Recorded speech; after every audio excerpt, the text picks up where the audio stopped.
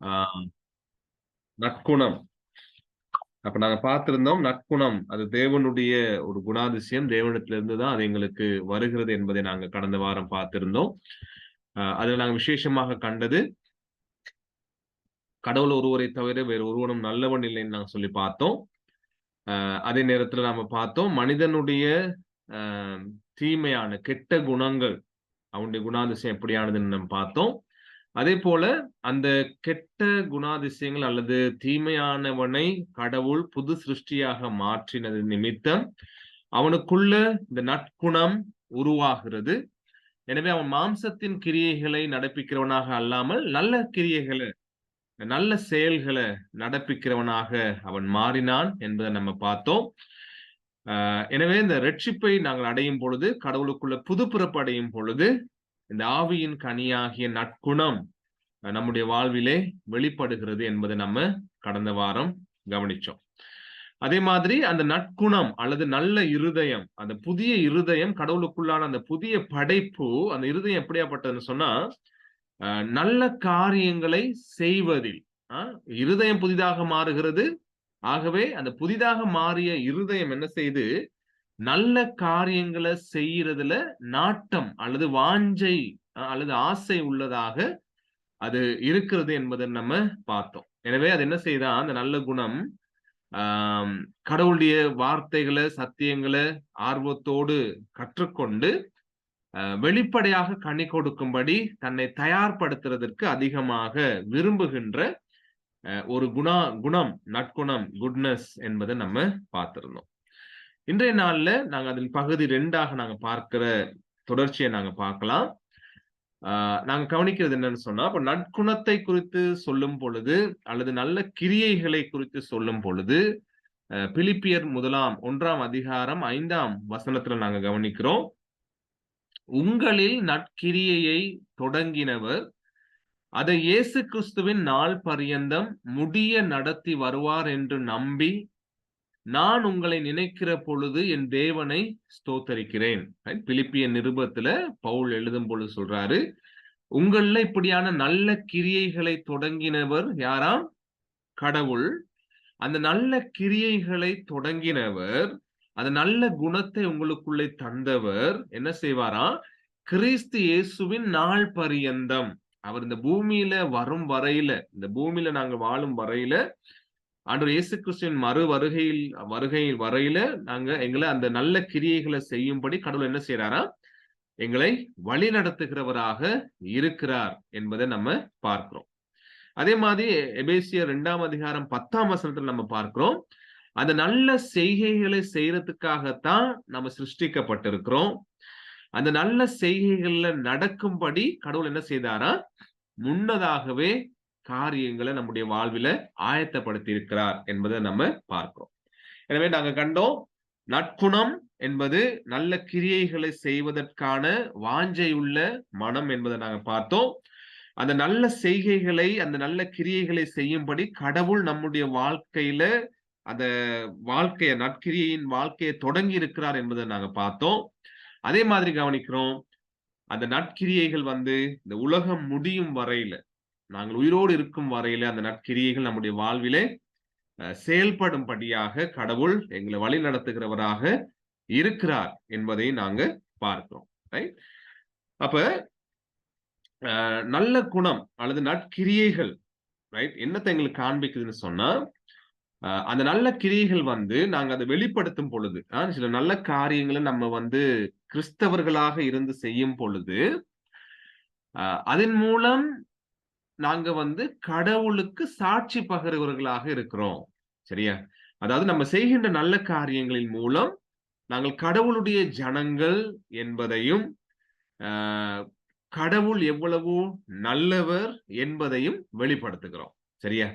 ஆகவே ஒரு கிறிஸ்தவனுடைய அல்லது கடவுளுடைய ஒரு கடவுளை வழிபடுகின்ற அல்லது கடவுளை பின்தொடர்கின்ற ஒரு மனிதனுடைய வாழ்க்கையில தன்னுடைய நல்ல செய்கைகளின் மூலம் அவன் என்ன செய்யறான்?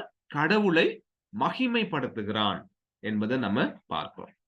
இப்ப ஏன் இது நாங்க முக்கியமா நம்ம ரொம்ப குறிப்பா நம்ம சொல்றோம்னு சொன்னா, இன்னைக்கு கிறிஸ்தவர்கள் நினைக்கிறது அவங்க போய் கொஞ்சம் துதிச்சா கடவுள் மகிமைப்பட்டுருவாரு இல்லையா? அல்லது கடவுளுக்காக ஏதாவது ஒரு ஊழியத்தை எப்படியாவது பண்ணிருவோம். அப்ப கடவுள் மகிமைப்பட்டுருவாரு என்றத மாத்திரம் இன்னைக்கு ஃபோக்கஸ் பண்ணி இன்னைக்கு கிறிஸ்தவ வாழ்க்கை அல்லது திருச்சபையில் நடந்து கொண்டிருக்கு. ஆனா நாங்க இங்க என்ன பார்க்கிறோம்னு சொன்னா, ஒரு மனுஷனுடைய ஒரு கிறிஸ்தவனுடைய வாழ்க்கை, ரைட்? அவனுடைய வாழ்க்கையில அவன் செய்கின்ற நல்ல காரியங்களும் என்ன செய்தான்?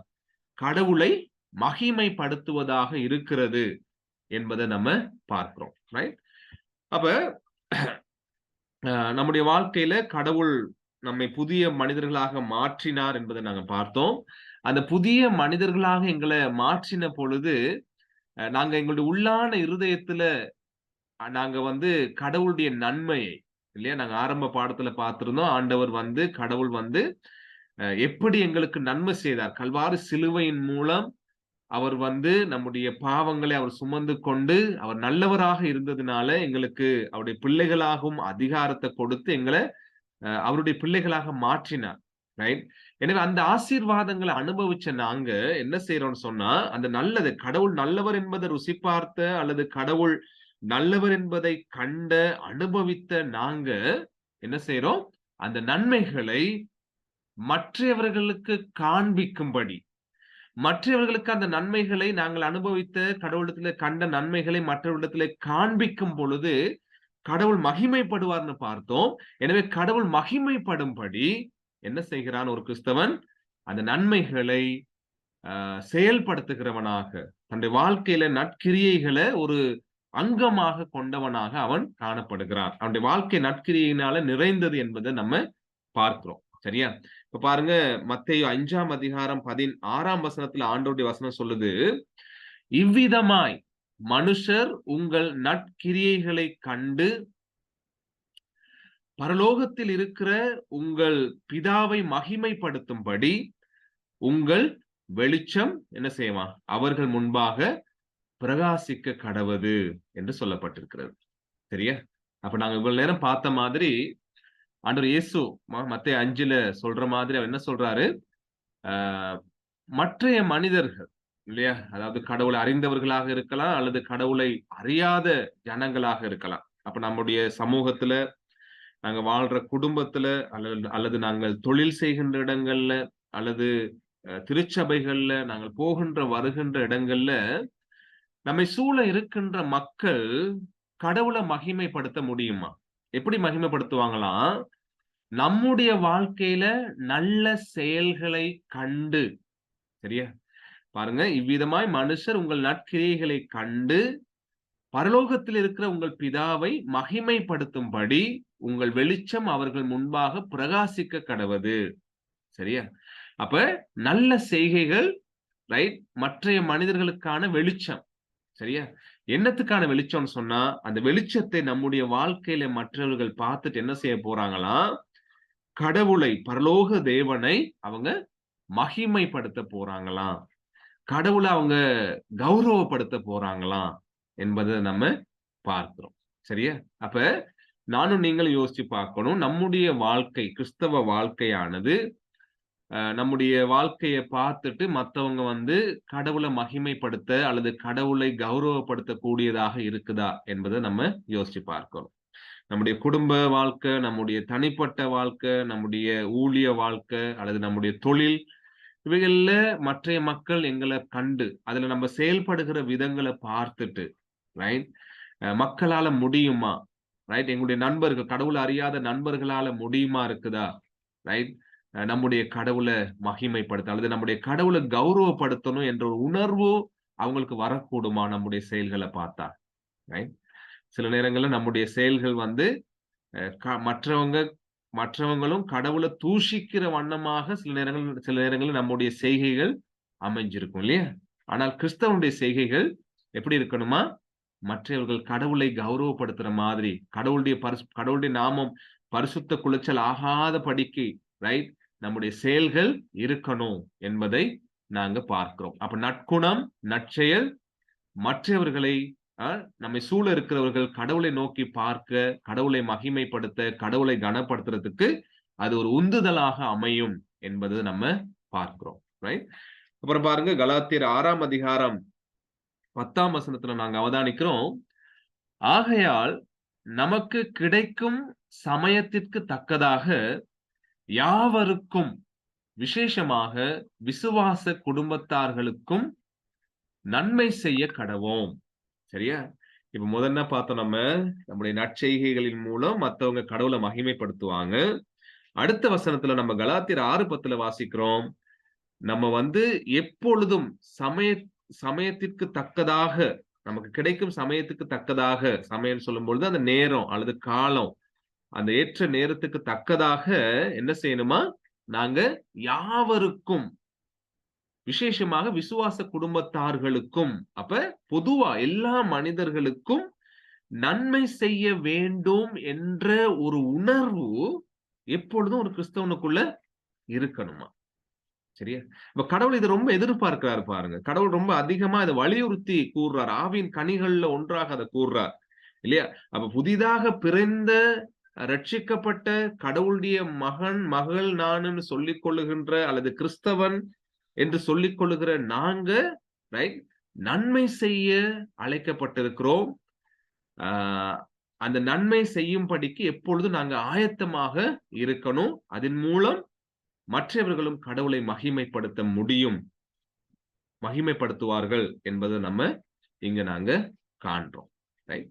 இப்ப தீத்து புத்தகத்தை நம்ம பார்க்கிறோம். தீத்து எழுதின பவுல் எழுதின நிருபம் தீத்துல பாருங்க, 1:8 அதே போல 1:16, 2:7, 2:14, 3:1, 3:8, 3:14 போன்ற வசனங்கள்ல என்ன பாருங்க எழுதுறாரு. இவ்வார்த்தை உண்மை உள்ளது, தேவனிடத்தில் விசுவாசமானவர்கள் நற்கிரியைகளை செய்ய ஜாக்கிரதையா இருக்கும்படிக்கு. ரைட்டா? என்ன பார்த்தோம்?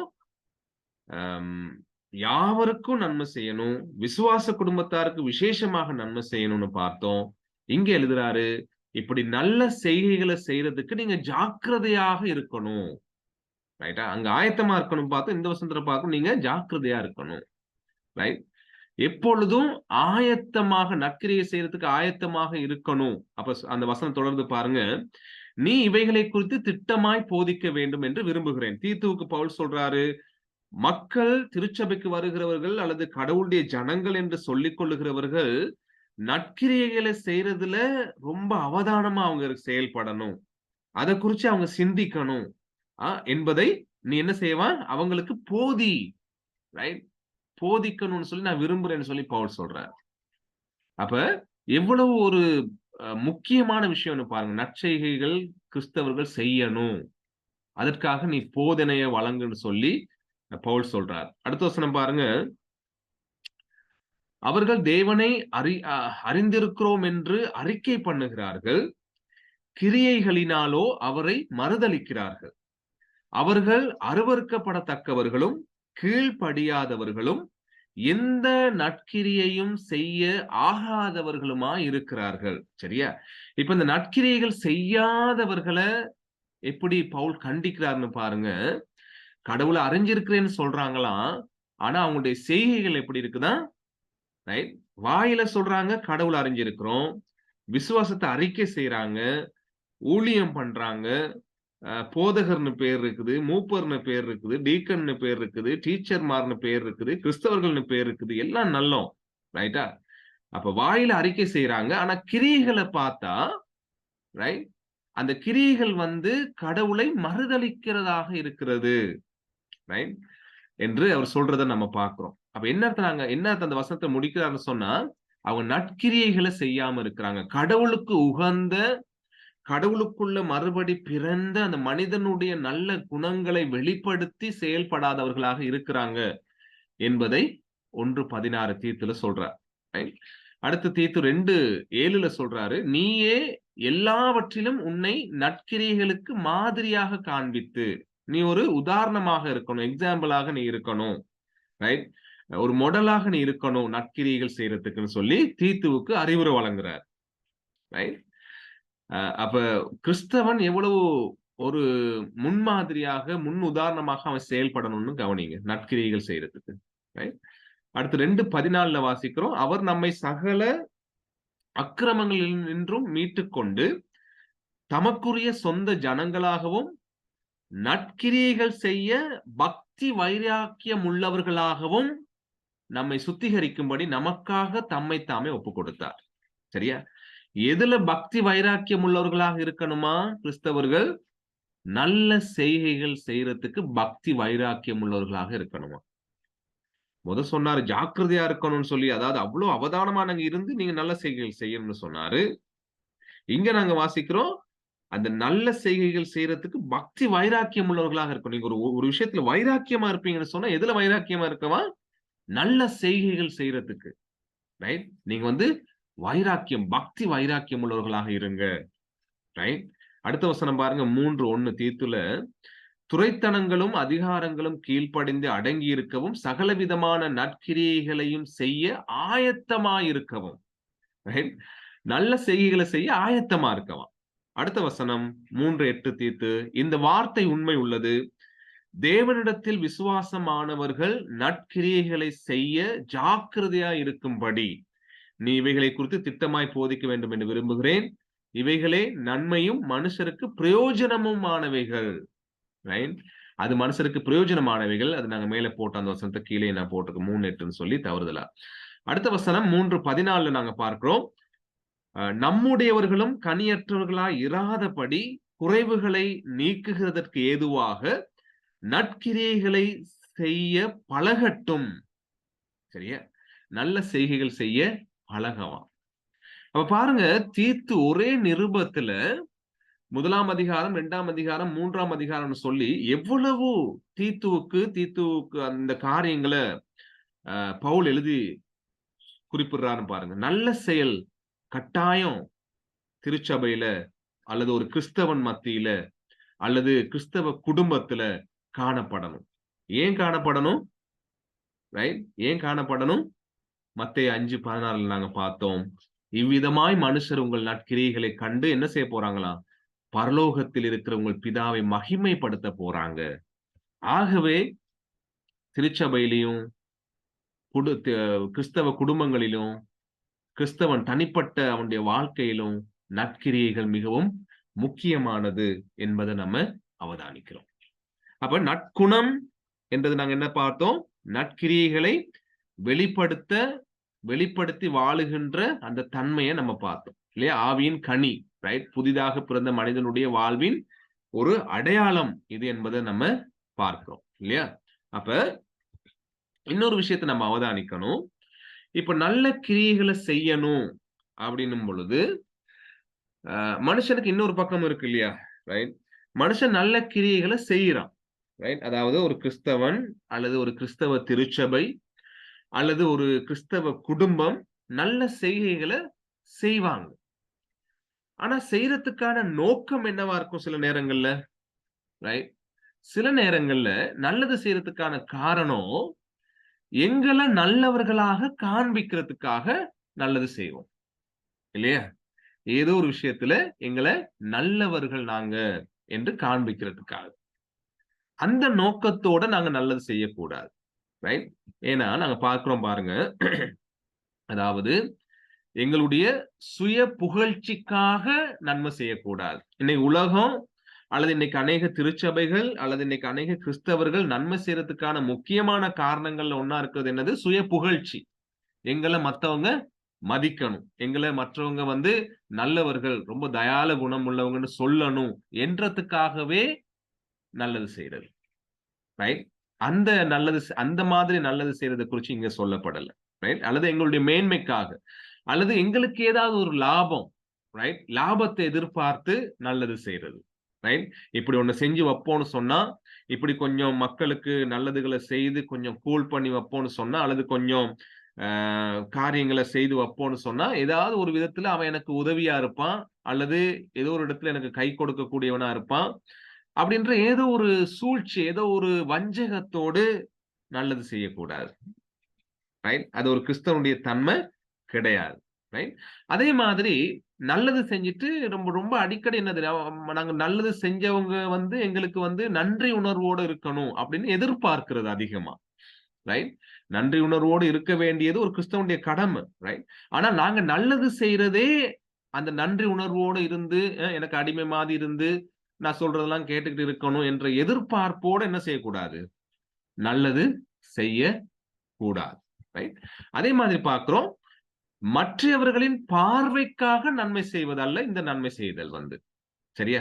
இப்ப அது இன்னொரு விஷயம் இருக்குதானே இல்லையா? மத்தவங்க பார்க்கிறதுக்காக அவங்க இது எங்கள சொல்லிருவாங்க. ஏதாவது செஞ்சு இப்போ நம்மளும் நல்லவர்கள்ன்னு காட்டுவோம். நல்ல செயல்கள் நம்மகிட்டயும் இருக்குன்னு காட்டுவோம். அப்ப அந்த பார்வைக்காக மத்தவங்க எங்கள மெச்சணும், எங்கள புகழணும் என்றதுக்காக மற்றவங்களுடைய பார்வைக்காக நன்மை செய்யறது இல்ல, இந்த நன்மை செய்யறது. ரைட்? மற்றவங்க காண வேண்டும் என்பதற்காக செய்கின்ற நன்மை அல்ல. இதெல்லாம் எங்களுடைய புகழ்ச்சிக்காக, எங்க மேல மத்தவங்களை அட்ராக்ட் பண்ணி கொள்றதுக்காக, ரைட், செய்கின்ற நன்மைகள். அப்ப ஒரு கிறிஸ்தவன் ஆவியின் கனியாகிய நன்மை, ரைட், கடவுளை மகிமைப்படுத்தும். அதுதான் அவனுடைய முக்கியமான நோக்கமா இருக்கும். இங்க பார்த்த இந்த புகழ்ச்சிகள் மற்றவங்க பார்க்கறதுக்காக செய்யறது, அல்லது எதிர்பார்ப்போட செய்யறது, அல்லது எங்களை மேன்மையா நல்லவர்களாக காண்பிக்கிறதுக்காக செய்யறது, இது எல்லாமே மாம்சத்தின் கனிகளாக இருக்கிறது என்பதை நம்ம பார்க்கிறோம். இதை குறித்து ஆண்டவர் இயேசு சொல்லும் பொழுது மத்தேயு 6ஆம் அதிகாரத்துல நாங்க பார்க்கிறோம். ஆண்டவர் சொன்னாரு, மனுஷர் காண வேண்டும் என்று அவர்களுக்கு முன்பாக உங்கள் தர்மத்தை செய்யாதபடிக்கு எச்சரிக்கையா இருங்கள். சரியா? ரைட்? செய்தால் பரலோகத்தில் இருக்கிற உங்கள் பிதாவினிடத்தில் உங்களுக்கு பலன் இல்லை. ஆகையால் நீ தர்மம் செய்யும் பொழுது மனுஷரால் புகழப்படுவதற்கு மாயக்காரர் ஆலயங்களிலும் வீதிகளிலும் செய்வது போல உனக்கு முன்பாக தாரை ஊதுவியாதே. அவர்கள் தங்கள் பலனை அடைந்து தீர்ந்ததென்று மெய்யாகவே உங்களுக்கு சொல்லுகிறேன். நீயோ தர்மம் செய்யும் பொழுது உன் தர்மம் அந்தரங்கமாய் இருப்பதற்கு உன் வலது கை செய்கிறதை உன் இடது கை அறியாதிருக்க கடவது. அப்பொழுது அந்தரங்கத்தில் பார்க்கிற உன் பிதா தாமே உனக்கு வெளியரங்கமாய் பலன் அளிப்பார். பாத்தீங்களா, ஆண்டவர் இயேசு எவ்வளவு தெளிவா அழகா இந்த வசனங்களை சொல்லியிருக்கிறான்னு சொல்லிட்டு. எச்சரிக்கையா இருக்கணுமா? எதுக்கு? மனுஷர் காண வேண்டும் என்று தர்மம் செய்யாதபடிக்கு எச்சரிக்கையா இருக்கணுமா. அந்த தர்மம்னு சொல்றது மேல கடவுளுக்கு உகந்த செயல்கள், ரைட், நீதியான அல்லது கடவுளுக்கு உகந்த செயல்களை செய்யறதுல எச்சரிக்கையா இருக்கணும். மத்தவங்க காண வேண்டும் என்று நீங்க செய்யக்கூடாது. சரியா? அடுத்த வசனத்தை நாங்க பார்த்தோம். நீங்க தர்மம் செய்யும் பொழுது அங்க என்ன சொல்லப்படுதுன்னு சொன்னா, நீங்க ஏழைகளுக்கு கொடுக்கும் பொழுது, ஒரு நல்ல செயல் செய்யும் பொழுது, அது உங்களுடைய குடும்பத்துக்காக இருக்கலாம், தேவையோடு இருக்கிறவங்களுக்காக இருக்கலாம், திருச்சபைக்காக இருக்கலாம், அல்லது சமூகத்துக்காக இருக்கலாம். யாராவது ஒருவருக்கு நீங்க ஒரு தேவையோடு இருக்கிறவங்களுக்கு நீங்க ஒரு காரியத்தை செய்யும் பொழுது நீங்க என்ன செய்யக்கூடாதான்? மனுஷரால் புகழப்படுவதற்கு, ரைட், மாயக்காரர், அந்த மாயக்காரர் என்பதற்கான அர்த்தத்தை பார்க்கும் பொழுது ரொம்ப மிகவும் அர்த்தம் உள்ளதா இருந்துச்சு. மாயக்காரர்னா என்னன்னா, ஸ்டேஜ்ல ஏறி நாடகம் நடிக்கிறவங்க, அதாவது நடிகன். அப்ப அந்த காலத்துல எப்படி நடிப்பாங்களாம்? முக கவசம், ஃபேஸ் மாஸ்க் போட்டிருப்பாங்க இல்லையா? ஃபேஸ் மாஸ்க் போட்டுக்கிட்டு நடிப்பாங்களாம். அவங்களதான் அந்த மாயக்காரர்னு சொல்றது. அப்ப அந்த மாயக்காரர் மாதிரி ஆலயங்களிலும் வீதிகளிலும், அதாவது ஸ்டேஜ் ஏறி நடிக்கிறவங்க ஒரு ஃபேஸ் மாஸ்க போட்டுக்கோ, நாங்க நன்மை செய்யறோம், நாங்க எல்லாரும் எங்களை பாருங்க என்று நடிக்கிறவங்க என்ன செய்யறாங்க? ஒரு வேற முகத்தை மக்களுக்கு காண்பிக்கிறாங்க இல்லையா? ரைட்? அவங்களுடைய உண்மையான முகம் என்னது? தாங்க புகழப்படணும், ரைட், என் நடிப்பு நல்லா இருந்துச்சுன்னு மேடை ஏறி நீங்க நல்லா நடிச்சீங்க, உங்களுக்கு இந்த கேரக்டர் நல்லா சூட் ஆகுது, அப்படியே அந்த கதாபாத்திரமாகவே நீங்க மாறிட்டீங்க அப்படிலாம் சொல்ற மாதிரி இந்த தர்மம் செய்யும் போது கூட என்ன செஞ்சிடறாங்க? அப்படியே இரக்கமுள்ள கதாபாத்திரமா மாறிடுறானுங்க. அப்படியே அழுது, அப்படியே இருதயத்தை கொட்டி, அவ்வளோ ஏக்கமா இருக்கிறோம் நாங்க நன்மை செய்யறதுக்குன்ற மாதிரி நீங்க செயல்படாதீங்க. அப்படி மாயக்காரர் ஆலயங்களிலும் வீதிகளிலும், ஆலயத்திலையும் அப்படிதான் தர்மம் செய்யறாங்களா அந்த காலத்துல, வீதிகளிலும் அவங்க தர்மம் செய்யும் பொழுது என்ன செய்யறாங்களா? உனக்கு முன்பாக தாரை ஊதுவியாதே, ட்ரம்பட், என்ன செய்வாங்களா அவங்க? அந்த அதாவது எல்லாத்துக்கும் தெரிய, எல்லாத்துக்கும் அறிவிச்சு, நாங்க இந்த இடத்துல ஒரு தர்மம் செய்றோம். நாங்க வந்து இங்க வந்து பல பேருக்கு உதவி செய்றோம். அப்படின்னு பெரிய போர்டெல்லாம் போட்ட மாதிரி எங்கள வெளிப்படுத்திக் கொண்டு நீங்க நீங்க என்ன செய்யக்கூடாதாம். ரைட்? அப்படி நன்மை செய்றது அல்ல கிறிஸ்தவன் செய்கின்ற நன்மை. ரைட்? நீங்க தர்மம் செய்யும் பொழுது என்ன செய்யணுமா? உன் தர்மம் அந்தரங்கமாய் இருப்பதற்கு உன் வலது கை செய்கிறதை உன் இடது கை அறியாதிருக்க கடவது. ரைட்? வலது கை, இடது கைனா எப்படி அறியாம குடுக்கிறது? மத்த கைக்கு தெரியாம குடுக்கிறது? அவ என்ன சொல்றாங்கன்னா ஆண்டவர் இயேசு சுவாமி, அவ்வளவுக்கு ரகசியமா அது இருக்கணும். நீ செய்றது உனக்கே தெரியக்கூடாதுன்ற மாதிரி ஆண்டவர் சொல்றாரு. உன் கைக்கே தெரியக்கூடாது. ஆ உன்ன ரைட் ஹேண்ட்ல செய்றத லெஃப்ட் ஹேண்ட் கூட தெரியக்கூடாதுன்னு சொல்றாரு. அவ்வளவு ரகசியமா, அவ்வளவு அது அந்தரங்கமா, கடவுள் மட்டும் தான் அத பார்க்கணும். ரைட்? கடவுள் மட்டும் தான் அந்த காரியத்த நோக்கி பார்க்கணும் என்ற அந்த யோசனையோட நம்ம நற்கிரியைகள செய்யணும். அப்ப நல்ல குணம், ஆவியின் கனியாகிய நற்குணம் எப்படி வெளிப்படுதுன்னு சொன்னா, தன்னை புகழ்றதுக்காக வெளிப்படாது. அதுக்காக நன்மை செய்யாது. அதற்காக வேலை செய்யாது. மாறாக கடவுளை மகிமைப்படுத்த அது வேலை செய்யும். அதே நேரத்துல அதை அந்தரங்கமாக இருக்கும்படி அது பார்த்துக் கொள்ளும். ரைட்? பாருங்க இந்த இடத்துல ஒரு போட்டோ போட்டிருக்கிறேன். இதுதான் இன்னைக்கு நிலைமை. முக்கியமா சர்ச்ல உள்ளவங்க செய்யறது வேலை இதெல்லாம். ரைட்? அதாவது இப்ப வெளியில இருக்கிறவங்க கூட இப்படி செய்ய மாட்டாங்க. ரைட்? நாங்க சாப்பாடு குடுக்கணும்னா, யாருக்காவது ஒருத்தருக்கு போய் நாங்க ரோட்ல இருக்கிறவருக்கு ஒரு சாப்பாடு குடுத்தாலோ, ஒரு உதவிய செஞ்சாலோ, ரோட்ல இருக்கவங்க கூட மத்தவங்களுக்கு காண்பிக்க மாட்டாங்க. சொல்லிட்டு இப்படி குடுத்துட்டு போய்க்கிட்டு இருப்பாங்க. மத்த மதத்துல உள்ளவங்க. ஆனா கிறிஸ்தவர்கள் என்ன செய்வாங்க? இவைகள அவங்களோட வச்சு செல்ஃபி புடிச்சு, நீங்க வேணா நீங்க பார்க்கலாம். ஆ எம் கூகுள் கூகுள்ல நீங்க சர்ச் பண்ணி பார்க்கலாம். ரைட்? ஹெல்பிங் செல்ஃபின்னு சொல்லி. ரைட்? ஹெல்பிங் செல்ஃபி அப்படின்னு நீங்க அடிச்சு பார்த்தீங்கன்னா விளங்கும். இது ஒரு கார்ட்டூன் தான் இங்க போட்டிருக்க படம். ஆனா உண்மையாகவே அப்படி ஏழைகள் இருக்கிற இடங்கள்ல போயிட்டு எப்படி உதவி செஞ்சு சாப்பாட குடுத்துட்டு அவங்க ஃபோட்டோ புடிச்சு வைக்கிறாங்கன்னு சொல்லிட்டு. ரைட்? அதாவது ஃபோட்டோ பிடிக்கிறது இங்க பிழைன்னு சொல்ல வரல. இப்ப சொல்லுவோமே, ஒரு பாஸ்டர் ஒரு வேலை செஞ்சுட்டு இருக்காரு ஒரு இடத்துல வந்து அவரு மத்தவங்களுக்கு ஆ சாப்பாடு குடுக்குறாரு அல்லது ஏதோ ஒரு உதவி செய்றாரு. அப்ப அதுக்கு டொனேஷன் குடுத்தவங்க இப்ப வெள்ளைக்காரவங்களா இருந்தா அநேக நேரங்கள்ல என்ன கேட்பாங்க? "ஃபோட்டோ எங்களுக்கு வேணும்" அப்படின்னு கேட்பாங்க. அப்படி கேட்கும் பொழுது, அப்படி ஒரு கட்டாயமா இருந்தா என்ன செய்யலாம்? புடிச்சு குடுக்குறதுல தப்பு. அத சொல்ல வரல இங்க நம்ம. இல்லையா? அப்ப இங்க நம்ம சொல்ல வர்றது என்னன்னு சொன்னா, தற்புகழ்ச்சிக்காக, தன்னுடைய மேன்மைக்காக நான் நல்லவன் என்பதை காண்பிக்கக் கூடாது. அது அல்ல கிறிஸ்தவனுடைய குணாதிசயம். அவனுடைய தர்மம், அவன் ஏழைகளுக்கு உதவுகிற காரியம், அவனுடைய நல்ல செய்கைகள் அந்தரங்கமாக இருக்க வேண்டும் என்பதை நம்ம இங்க கவனிக்கிறோம். நானும் நீங்களும் செயல்படுகிற விதம் எப்படியானது அன்பானவர்களே? ரைட்? அப்ப நாங்க நன்மை செய்யறதுக்கான முக்கிய காரணம் என்னன்னு சொன்னா, ரைட்? இவ்வளவு நேரம் நம்ம பார்த்தோம். நாங்க நல்லவர்கள் என்பதை காண்பிக்கிறதுக்கு இல்ல. ரைட்? அல்லது நாங்க ரொம்ப அன்பானவர்கள்ன்னு நம்ம மேல அட்ராக்ஷன் இழுக்கிறதுக்கு இல்ல. மாறாக ஒரு கிறிஸ்தவன் நன்மை செய்யறதுக்கான முக்கியமான காரணம் என்னன்னு சொன்னா, இப்ப சொல்லுவோமே, நான் ஒருத்தருக்கு போய் ஒரு சாப்பாடு குடுக்குறேன். உதாரணத்துக்கு. ரைட்? அந்த கொடுக்கிறதின் மூலம் என்ன காண்பிக்கிறேன்னு சொன்னா, நான் வணங்குகின்ற கடவுள் நல்லவர் என்பதை அந்த செயலின் மூலம் வெளிப்படுத்துவதற்காகத்தான் நான் நன்மை செய்றேன். ரைட்? நான் நான் வணங்குகின்ற கர்த்தர் நல்லவர். அவர் என் மேல கிருபையாக இருக்கிறார். அவர் மேல இரக்கமுள்ளவராக இருக்கிறார். என்னை போஷிக்கின்ற கர்த்தராக இருக்கிறார். அவர் நல்லவர் என்பதை ருசித்து பார்க்கும்படியான நான் ருசிச்சு பார்த்திருக்கிறேன். எனவே அந்த ருசிச்சு பார்த்தத உங்களோட பகிர்ந்து கொள்ளுகின்றேன் என்ற உணர்வோடு தான் அவன் என்ன செய்றான்? ரைட்? உதவிகள, நற்செயல்கள அவன் செய்கிறான். சரியா? இப்ப வந்து சிலர் நம்ம என்ன செய்வோம்? நம்முடைய பிள்ளைகளுக்கு பர்த்டே வரும்பொழுது, நம்ம சில நேரங்கள்ல ஆம் பாதைகள்ல இருக்கிற சாப்பாடு இல்லாத பிள்ளைகளுக்கு நம்ம போய் சாப்பாடு குடுப்போம். நல்லது. அதே மாதிரி அநாதை விடுதிகள்ல இருக்கிற அம்மா, அப்பாவ இழந்து இருக்கிற பிள்ளைகளுக்கு போய் நாங்க சாப்பாடுகள கொடுப்போம். நல்லது. ஆனா அந்த கொடுக்கிறதுக்கான நோக்கம் என்னவா இருக்கணும்னு சொன்னா, ரைட்? நாங்க வணங்குகின்ற கடவுள் அன்பானவர். அந்த அன்ப நாங்க அனுபவிச்சிருக்கிறோம். எனவே அந்த அன்ப உங்களோட இந்த பொருளின் மூலம் பகிர்ந்து கொள்ளுகிறோம் என்ற நோக்கத்தோட தான் நம்ம செய்யணும். ரைட்?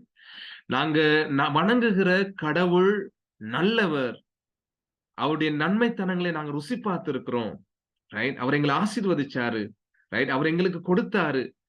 அவர் எங்களை கொடுத்து அந்த நன்மையை காண்பிச்சதை நான் உங்களோட பகிர்ந்து கொள்கிறேன். அவர் நல்லவர் என்பதை உங்களுக்கு நான் அறிவிக்கிறேன். அதை பகிர்ந்து கொள்ளுகிறேன் என்பதை வெளிப்படுத்துவதற்காகத்தான் ஒரு கிறிஸ்தவனுடைய நற்குணம், நற்செயல்கள் அமைய வேண்டும் என்பதை நாங்க கவனிக்கிறோம். சரியா? அப்ப அது ஒரு விஷயம். அதே மாதிரி நம்முடைய வாழ்க்கை, ரைட்? அப்ப நம்ம வாழ்க்கைன்னு சொல்லும் பொழுது நம்முடைய செயல்கள், ரைட்? அதே மாதிரி நம்முடைய பேச்சு, நம்முடைய ஒழுக்கமான வாழ்க்கை, கணவன் மனைவி வாழ்க்கையா இருக்கலாம், அல்லது பிள்ளைகள் பெற்றோர்கள் இடையிலான வாழ்க்கை, சமூகத்துல நம்ம வாழுகின்ற விதம், ரைட்? நம்ம வந்து ஒரு இடத்துல வேலை செய்யறோம்னு சொன்ன அந்த வேலை ஸ்தலங்கள்ல நம்ம வந்து எப்படி பேசுறோம், எப்படி செயல்படுறோம், எதை விரும்புகிறோம், ரைட்? எப்படி எங்களுடைய வாழ்க்கை முறை இருக்கிறது என்பதெல்லாமே என்ன செய்யுது? எங்களுடைய கடவுள் யார் என்பதை மற்றவங்களுக்கு காண்பிக்குது இல்லையா? அப்ப எங்களுடைய செயல்கள்னு சொல்லும் பொழுது நாங்க பார்த்தோம் ஒரு வசனத்துல, ரைட்? பேச்சு வேற மாதிரி இருக்குது, ஆனா எங்களுடைய வாழ்க்கை ஒரு மாதிரி இருக்குது, எங்களுடைய செயல்கள் ஒரு மாதிரி இருக்குது. நாங்க சொல்றது ஒண்ணு, நம்ம செய்யறது வேற ஒண்ணுன்னு நம்ம பார்த்தோம் இல்லையா? அப்ப எங்களுடைய செயல்கள் நம்மை கிறிஸ்தவர்களாக, நாங்க தேவனுடைய பிள்ளைகளாக, தேவனை மகிமைப்படுத்துவதாக அமையணும் என்பதை நம்ம பார்க்கிறோம். அதே மாதிரி நம்முடைய பேச்சுக்கள், அந்த பேச்சுக்கள் என்ன எப்படி இருக்கணும்னு சொன்னா, தேவனை மகிமைப்படுத்துவதாக இருக்கணும். சரியா? அப்ப நாங்க மற்றவங்களோட பேசும் பொழுது, நம்முடைய சமூகத்திலேயோ, குடும்பத்திலேயோ, நம்முடைய நண்பர்களோ, அல்லது நம்முடைய தொழில் ஸ்தானத்திலேயோ, திருச்சபையிலேயோ, நாங்க மற்றவர்களோட பேசும் பொழுது நாங்க அவதானமா இருக்கணும். என்னுடைய பேச்சின் மூலம் தேவன் மகிமைப்படுவாரா, அல்லது தேவன் அகௌரவத்துக்கு உள்ளாகுவாரா என்பதை நாங்க பார்க்கணும். ஏன்னா நம்ம வந்து நம்முடைய செயல்களின் மூலம் மற்றவங்களுக்கு நன்மையை கொண்டு வர முடியும். அதே மாதிரி நம்முடைய பேச்சின் மூலம் மற்றவங்களுக்கு நன்மையை கொண்டு வர முடியும். அதே நேரத்துல நம்முடைய செயல்கள், நம்முடைய பேச்சுக்களின் மூலம் மற்றவருடைய வாழ்க்கையில தீமையையும் நம்ம கொண்டு வர முடியும் இல்லையா? சில நேரங்களில் நம்ம மற்றவர்களை ஆறுதல் படுத்துறோம்னு சொல்லி துக்கத்தை அதிகரிச்சுட்டு போயிடுவோம். சில நேரம் நம்ம மற்றவங்களுக்கு உதவி செய்யறோம்னு சொல்லிட்டு உபத்திரவங்களை தான் கொண்டு வந்து குவிச்சுட்டு போய்கிட்டு இருப்போம் இல்லையா? அப்ப நம்ம ரொம்ப அவதானமா செயல்பட வேண்டியிருக்குது. அதே மாதிரி நம்முடைய ஒழுக்கமான வாழ்க்கை முறை, ரைட்? அதே மாதிரி நாங்க வந்து இவைகளின் மூலம் நாங்க நன்மை செய்யறோம். செயல்களின் மூலம், பேசுறதின் மூலம் நன்மை செய்யறோம். அப்ப நாங்க என்ன பார்த்தோம்? அடுத்து நாங்க பார்க்க செவிமடுத்தல். அதன் மூலம் நாங்க நன்மை செய்யறோம். நற்கிரிகளை வெளிப்படுத்துறோம். எப்படி அது நற்கிரிகளை வெளிப்படுத்துறோம்? செவிமடுக்கிறதின் மூலம், ரைட்?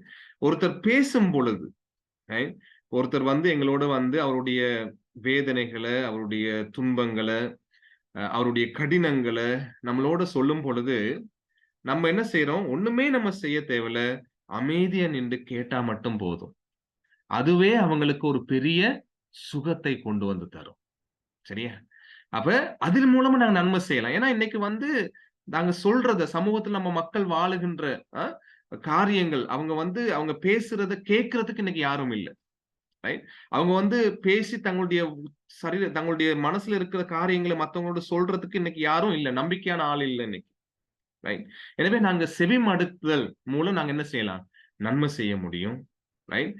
அதே மாதிரி விசாரிக்கிறதின் மூலம் நன்மை செய்ய முடியும். ரைட்? அதாவது இப்ப சுகவீனமாக ஒருத்தர் இருக்கிறார் ஹாஸ்பிட்டல்ல, போய் பார்க்கிறோம். ரைட்? போய் விசாரிக்கிறோம்.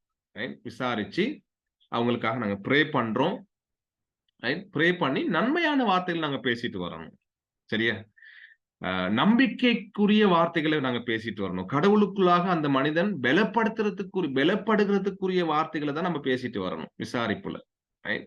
இப்ப இன்னைக்கு வந்து நோயாளிகள் சொல்லுவாங்க, இந்த மாதிரி ஆட்கள் வந்து எங்களை விசாரிக்கிறதை விட விசாரிக்காம இருக்கிறதே ரொம்ப நல்லது. ஏன்னா விசாரிக்கிறேன்ற பேர்ல இருக்கிற வேதனையும் கூட்டி விட்டு, இருக்கிற வருத்தத்தையும் இன்னும் அதுக்குரிய பயத்தையும் கூட்டி விட்டு போய்கிட்டு இருப்பாங்க இன்னைக்கு. அப்ப அப்படியான விசாரிப்பு இல்ல, உண்மையா மற்றவங்களை கட்டி எழுப்பக்கூடிய விசாரிப்பு, நம்முடைய பேச்சு மற்றவங்களை ஆறுதல் படுத்தக்கூடிய விதமாக, ஒரு சுகவீனத்துல, பலவீனத்துல, அல்லது துன்பத்துல, கடினங்கள்ல, போராட்டங்கள்ல, சவால்கள்ல இருக்கிறவங்களுக்கு ஆறுதல் படுத்தக்கூடிய விதமாக நம்முடைய காரியங்கள் அமையணும். இதெல்லாம் நற்செய்கைகள் வெளிப்படுது. போயிட்டு ஒருத்தருக்கு சாப்பாடையோ சல்லியோ கொடுக்கறது மட்டும் இல்ல நற்செய்கைகள். ரைட்? இது எல்லாமே நல்ல செய்கைகள். நாங்க போறது, விசாரிக்கிறது, நன்மையான வார்த்தைகளை பேசுறது, அவங்களை கட்டி எழுப்பக்கூடிய வார்த்தைகளை பேசுறது, இதெல்லாம் நாங்க செய்கின்ற நன்மைகள். ரைட்? அதே மாதிரி நாங்க செய்கின்ற உதவி, நாங்க செய்கின்ற ஒத்தாசை.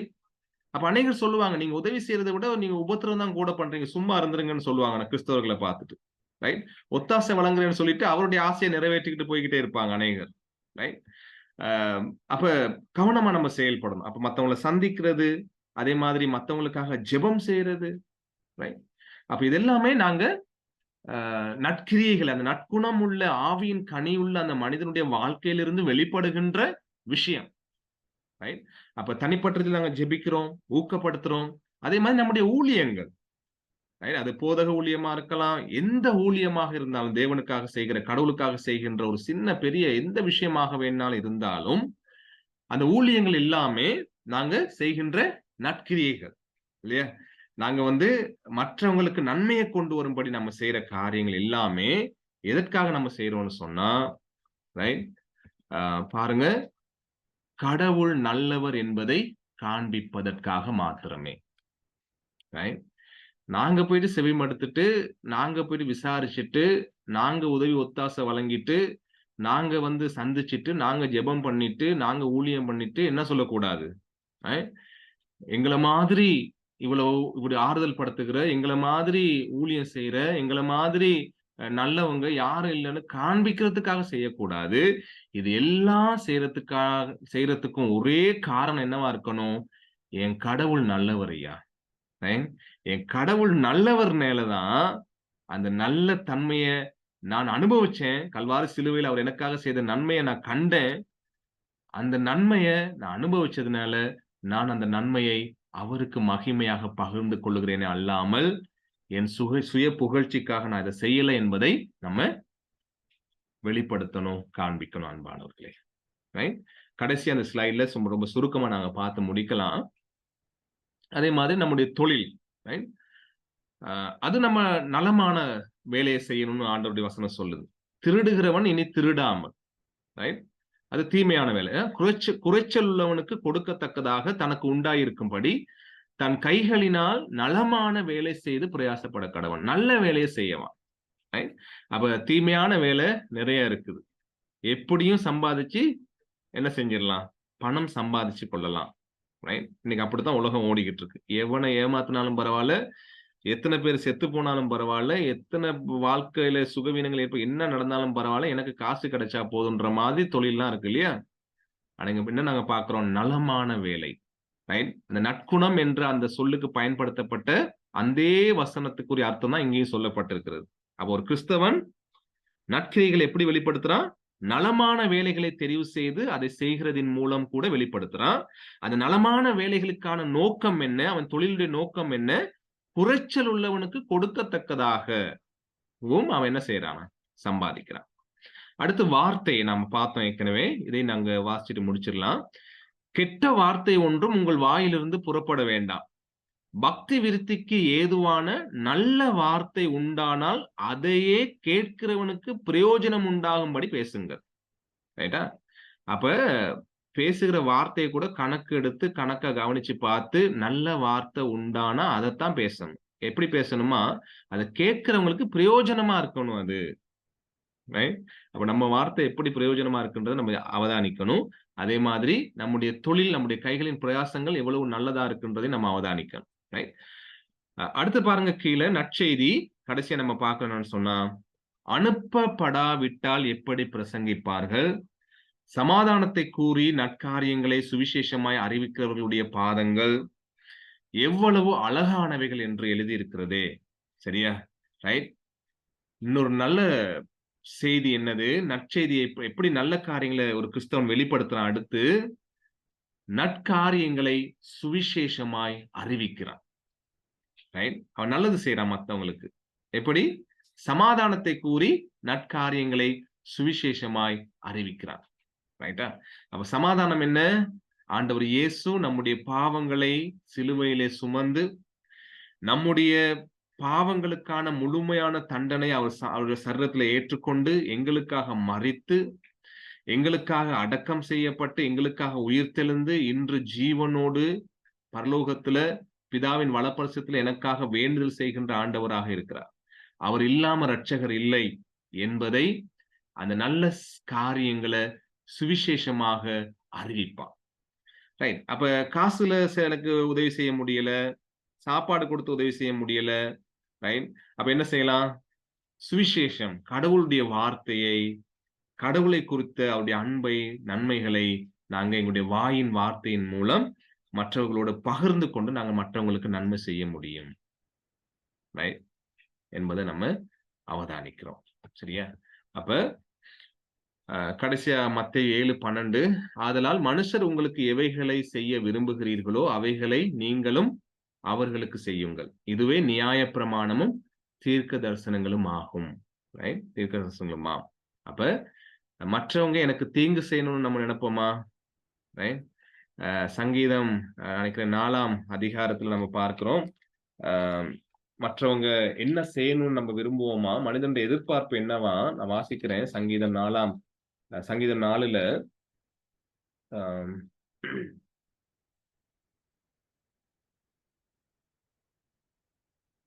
6ஆம் வசனம்.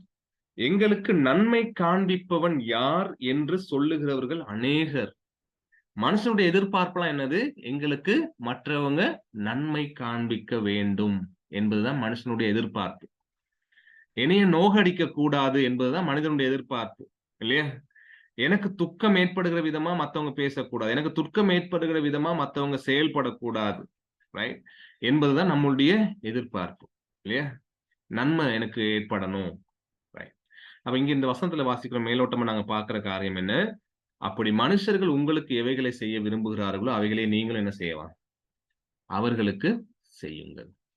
ரைட்? அப்ப நற்கிரியைகள் செய்கிறதுல சோர்ந்து போகாம இருங்கன்னு சொல்லி ஆண்டோடைய வசனத்துல நம்ம பார்க்கிறோம். அந்த நற்கிரியைகள் தேவன் நல்லவர் என்பதை காண்பிக்கும்படியாக நம்ம செய்யணும் என்பதையும் நாங்க கவனிச்சோம். தேங்க்யூ. காரியங்கள் இருந்தா நீங்க பகிர்ந்து கொள்ளலாம். பகிர்ந்து கொண்டு நாங்கள் இந்த நாள்ல அந்த நற்பண்பு என்ற நற்குணம் என்ற அந்த பாடத்தை நாங்கள் நிறைவு செய்யலாம். அடுத்த வாரம் அடுத்த பாடத்துக்கூடாக நாங்கள் கடந்து வரலாம். தேங்க்யூ. பகிர்ந்து கொள்ளுங்க.